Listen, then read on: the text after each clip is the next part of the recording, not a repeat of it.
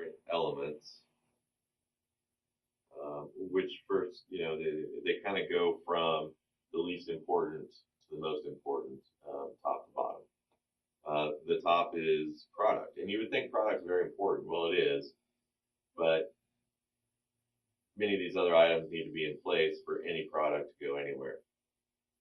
Beneath product is legal. You can have a really strong group of attorneys, tax attorneys, just legal counsel. Need to know the business law and the lingo that goes with the law of your particular business. Beneath that is your systems, your IT systems, your QC systems. You have to have, even something like your employee handbook.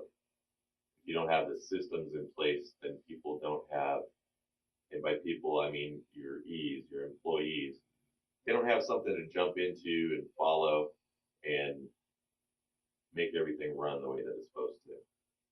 But beneath that is communications, and it's really stressed here that any business you have, you gotta be ready to go out and, I don't know, if your business is delivering nails to different construction sites.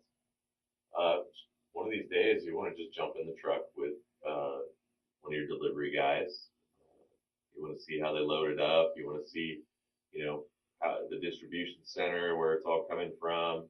You want to watch how it's being built, the pieces of steel or whatever is being used, whatever materials are being used. And you want to get down in the trenches, basically, with your team. This is the first part of communication. Second, you gotta have really strong IT. You gotta have people at the top, people at project management kind of levels that have people skills. And of course, your executive staff would have that as well. And of course, the bottom part of this triangle is cash flow. Without cash flow, small businesses don't succeed. Without small businesses succeeding, you don't get to the B category, which is the larger businesses. Cash flow, if you think about it, is like it's like the blood that feeds all of the other intelligences. Remember, we're talking about the 8 intelligences here. So if you look at any company that fails, inevitably you can see either their leadership, which is team, mission, and leadership. That's the entrepreneur and the really terrific team that you put together.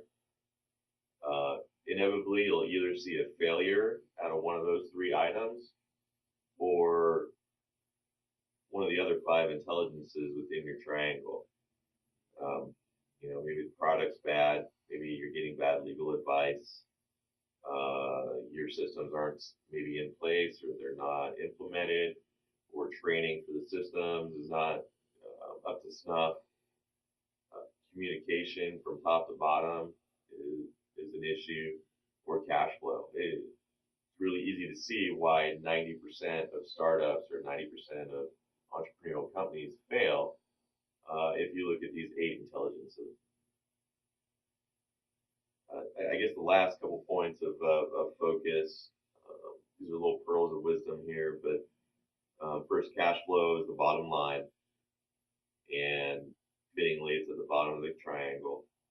It is the blood or the fuel that must flow for all 8 integrities. So team, leadership, mission. Those are your entrepreneurs' integrities. Then your employees produce the product. You have a legal system.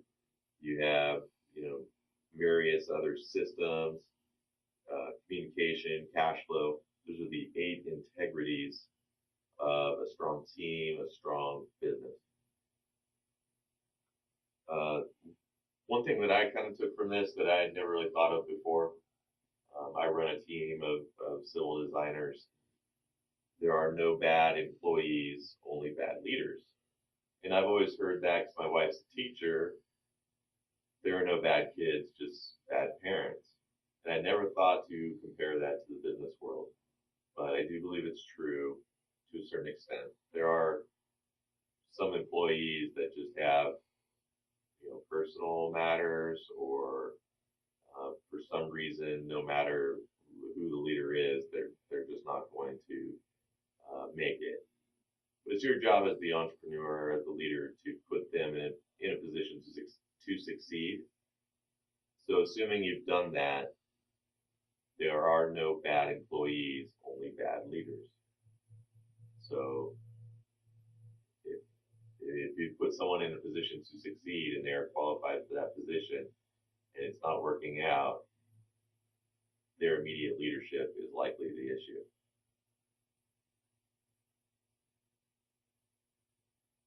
So finally, as part of focus and kind of getting your education before you become big business, Robert and Donald, they both recommend you get into a part-time network marketing business.